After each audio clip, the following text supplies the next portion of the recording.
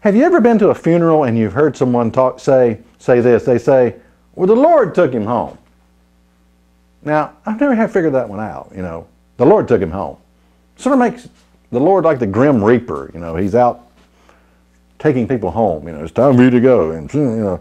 But it's a strange concept. The Lord took him home, you know. Well, but you got to understand, if you tell, let's say you tell a little 11-year-old boy whose father just passed away. Now, the only thing this 11-year-old boy knows is that he loves his father dearly, and he desperately wants his father back. And if you tell that little boy, well, the Lord took your daddy home, that he doesn't understand that. In fact, have you ever, you know, this actually builds up an incredible amount of resentment and hostility. Have you ever wondered, where does this resentment and hostility come from toward God? That where does these people that don't want anything to do with God whatsoever, where does it come from? Well, let's go back to this little boy, this 11-year-old boy, and you'd say, well, your daddy's gone, but he's with the Lord right now. The Lord took him home. The Lord loved him. The Lord called him home right now. The Lord called him home right now. Yeah. That's where the hostility and resentment comes from.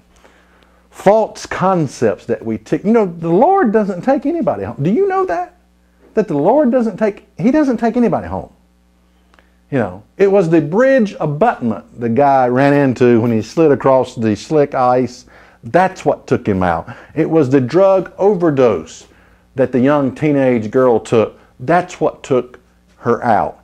You know, it was the cancer, it was the disease, it was what. That's what takes people out of this world, you know. That's what kills them.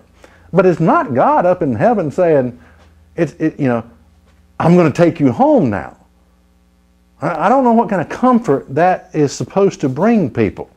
No, it's not God taking people out. It's not God taking people home.